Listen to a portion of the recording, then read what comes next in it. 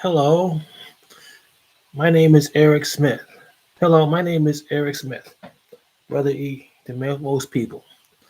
Today I'm beginning the first of many, I hope, for podcasts describing the history and the application of mass transit in the United States, particularly urban rail systems from streetcars to subways to elevated railroads.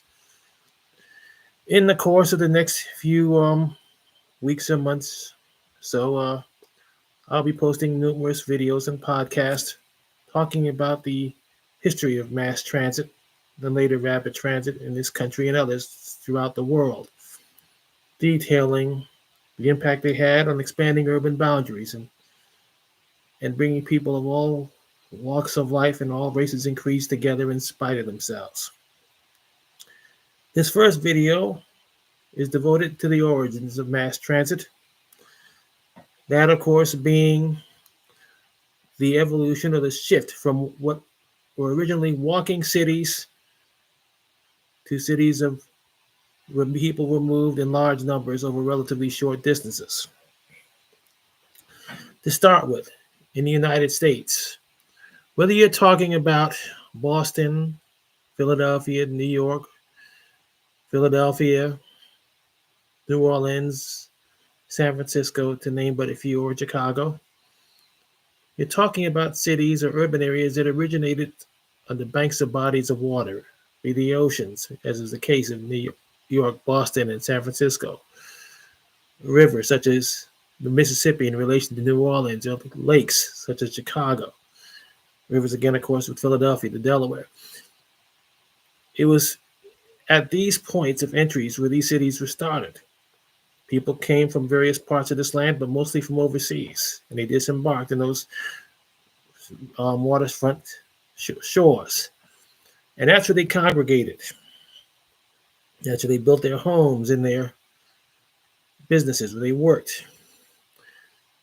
Now, a walking city is defined as a city where its urban boundaries are limited by the amount of distance people have to walk to and from their home, the outer realm.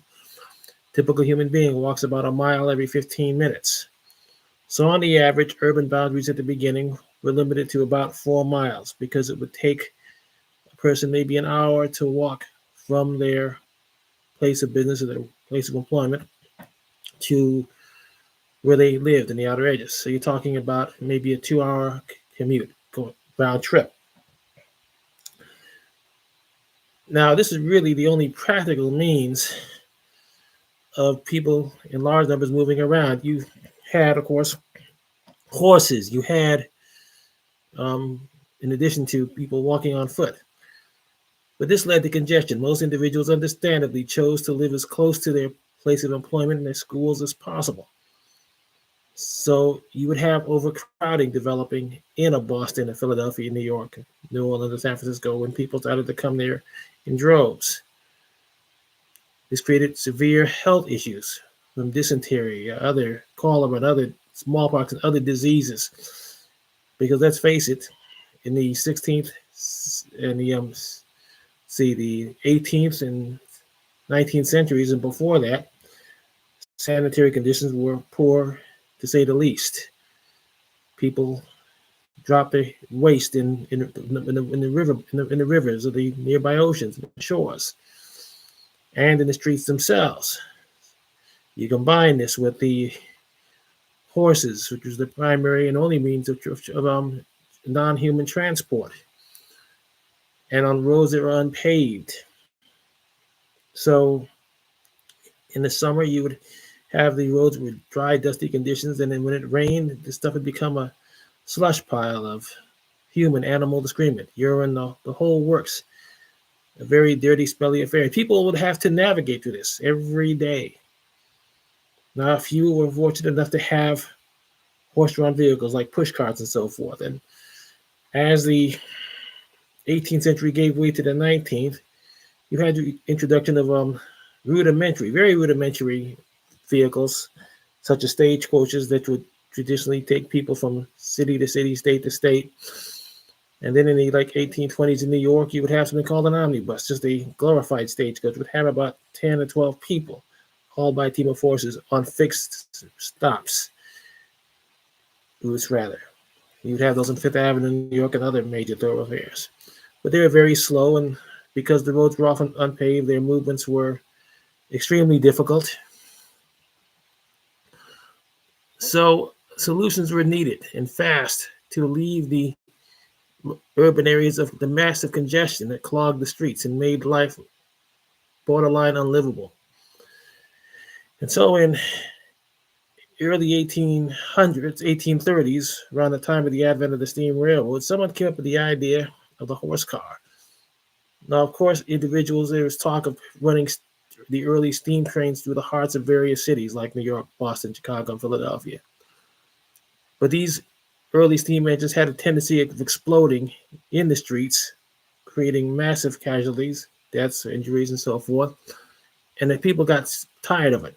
They recognized immediately the benefits of rail to which to move a vehicle, but the idea of a steam locomotive going down a major thoroughfare just was out of the question. In addition to the possibility of exploding engines, you have steam and so forth coming down and just further creating chaos in tightly packed urban areas. So sometime around 1832, there, at the very beginning of rail transport, the idea germinated and somebody came up with the idea, well, why not put a carriage, former horse carriage, on iron rails to make for a smoother ride? And it was around this time that roads started to be paved, first with wooden planking, and then later with cobblestones, which would be in bricks, which would later be known for many years. And this did improve the quality of transport in these areas. So as a result, what you had was a situation where people would ride what they called a horse tram or horse car in the United States. Horse trams are referred to in Europe, and horse tram in the United States. And even though these vehicles did not operate at a speed much greater than the pace of a human walk, more individuals could pile onto them, maybe 20, 25, 30 could pile onto these things. Most had a minimum of 2 horses. Some usually had teams of 4. And they would ride along these rails to their destinations along fixed routes and fixed schedules. And this expanded the range of human movement from the city center to the outer boundaries. And over the course of the next 40 or so years, from the 1830s to the 1870s and so forth, the horse car, or the tracks of the horse car, were laid into previously rural areas, enabling people to live beyond the walking boundaries of the urban areas. They were the first recognized forms of mass transit. And as a result, the boundaries of New York City and Brooklyn, because Brooklyn was independent at the time, Boston, Philadelphia, greatly expanded. Same was true of New Orleans and Philadelphia, San Francisco, all the major cities, urban areas that had a horse car increased in size. And this, of course, increased the amount of tax revenue that came into these municipalities, because real estate developers would follow along the tracks and build homes and small businesses alongside them. So people would no longer have to work in one place and live in the same area. They would be able to move outward beyond an hour's walk or so, even though frankly, the horse cars sometimes took longer to reach the outer ranges than that because they were so slow. And because, let's face it, the horse car did not eliminate the congestion. It did not eliminate people from the streets, the peddlers, the horses, you name it. The streets are just packed. But they did initiate the process of urban expansion. And as a result, these things right here, these horse cars, which you see here, are the initial catalyst for the transformation of the United States from a primarily agrarian society to a predominantly rural urban one. Of course, the center of business and commerce was always centered at the core, at the part of that city that was on the waterfront or within walking distance of it. But this, at least at the beginning, began to ease congestion in that central business district. However, with time, it came to pass that not even a horse car was enough. Yes, the walking city as we knew it was fading fast, and the horse car would remain predominant for many years. But it was still outdated long before it stopped being a key component of the urban landscape. Strangely enough, the city, New York, that initiated them was one of the last to abandon them. The Bleecker Street horse car in Lower Manhattan was not discontinued until 1917. By this time, the elevated network, the subway network, had long since been established, and automobiles were beginning to take hold. And of course, the streetcars themselves had gone from cable power to electricity. The horse car, it would seem to be totally extinct. But there was one line that was opened in the 1870s as the horse car's time began to pass on the Isle of Man in the capital city of Douglas. The Isle of Man, which is situated between Ireland and England in the middle of the Irish Sea, still has one of these that operates and is part of the regular commuter service. And I will say this, having been there, that the horse tram is a rather unique experience. It is just unlike anything else. I mean, here you have steel wheels rolling along steel rails. Back then it was iron, combined with a horse's hoofs, because you have a horse pulling it. And it is just the strangest of sounds. And to their credit, the operators of this last remaining horse tram or horse car in the world take great care with these animals. People will sometimes say they're being abused, whatever. Far from it. It doesn't take long when you're visiting there to realize just how cared for these animals are. They're limited to 2 shifts a day, 2 round trips, which is about 2.5 to 3 miles round trip. About 3 miles round trip because it's a very short route. They truncated it. And they make 2 round trips, go back to the Staples until the next day, or sometimes they don't go out again for several days. And the Douglas system is seasonal. It has been seasonal since the 1920s, which means these vehicles, these horse trams, only operate from April to the first week in November. And then the horses are packed up. They are maintained on special farms inland, further away from the ravages of the winter storms that pound the coastline of the Isle of Man. And the operators, well, if you're an animal lover, you can tell someone who loves animals pretty quickly. And the operators and the people who maintain the horses on the Isle of Man are really top of the line in this respect. Of course, that is today. Back when horse cars were the main form of public transport, the animals were treated anything but kindly. You can read any report from New York, Boston, and so on. They were literally worked to death. And you would have periods where what they call great episodics would hit, diseases that were pretty much confined to the horses, just like the bird flu is confined to poultry today. And it would basically wipe out an entire city or urban area's transit system. I mean, the horses would get sick, they would die, and in often cases, human beings would be hired to haul these cars in their place until the animals that were sick could be healed or they could acquire new ones. In warmer climates, you had mules pulling the streetcars. That was definitely the case in New Orleans, which when the St. Charles line, which opened in 1835 and has been operating ever since, by the way, first employed steam locomotives, and the New Orleans wised up quick and they said, forget the steam, we're going to use an animal power until we can find something better. And so they would employ mules to operate the streetcars that is now the St. Charles streetcar. And this was the case until the 1890s, when they converted to electricity finally. Obviously, cable cars technology, which came into existence, was prominent briefly. Cable cars, which actually ultimately replaced the horse car in most places. Chicago had a huge network, but you're only talking about a power system that lasted in its heyday for maybe 1873 when Holiday created the first ones in San Francisco, and Chicago developed a huge network, which they promptly dismantled in a few years because of the introduction of electric traction.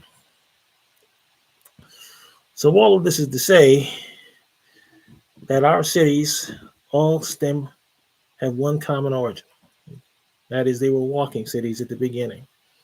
The urban boundaries expanded no further than the distance which one could walk to and from their place of employment in a reasonable amount of time, in this case being an hour. Sometimes it took more considering how congested the streets were. Another thing, one of the major drawbacks of horse cars was, of course, that their waste, they would accumulate tremendous amounts of waste on the roads. And the urination would make the cobblestones as slick as ice. It was a very, very unsanitary, unpleasant experience. So let no one romanticize about them. Um, but yet it was the way things were in this country and in cities around the world until you had the advent of cable power traction and, of course, electricity, which is the case today.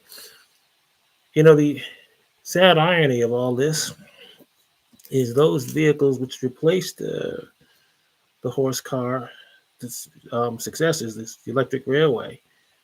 Well, yes, gas-powered buses had greater flexibility in terms of being able to go side to side, but the pollutants from the gas exhaust was as rival anything.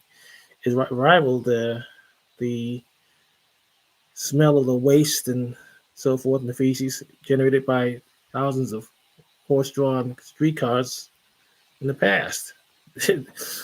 And I guess that's one of the reasons, in addition to energy conservation reasons, that the electric street railway has been on the comeback for the better part of 40 years now. It's cleaner, it's quieter. You know, because let's face it, the horse cars were noisy too. It's just based on the fact that the horses are not what we call the most silent of creatures. So I would hope that if anyone is curious about this, to look further into it.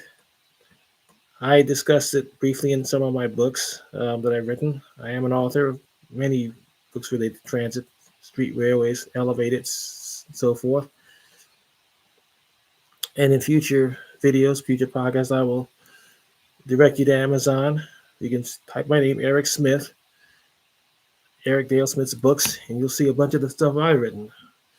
Recently, I did a structural analysis on the Brooklyn Broadway L during its construction from 1885 to 1918, and just did another one on the streetcars in New Orleans over a 30-year period.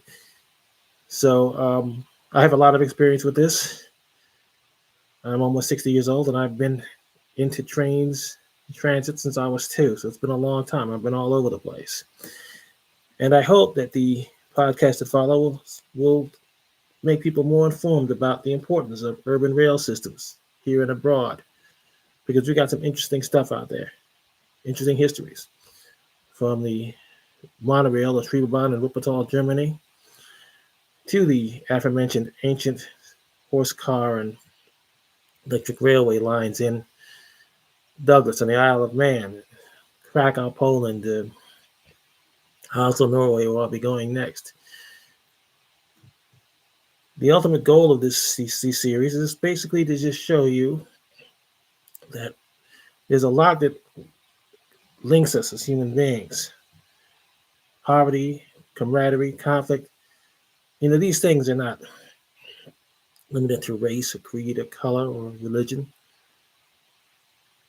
When you ride the rails, when you study urban rail lines, as I have, and when you go into discourses about their importance, you're going to find just how common we really are and how valuable is the collective human experience. I mean, I've learned more about life riding trains and transit than I have in any school or any book. You want to know who people are, you want to know where they live, study transit, study trains, because all of what defines us, what makes us who we are, all of it can be found there in the melting pot of people that has defined uh, urban life since the days of the walking city. Have a great day and enjoy the rest of your week.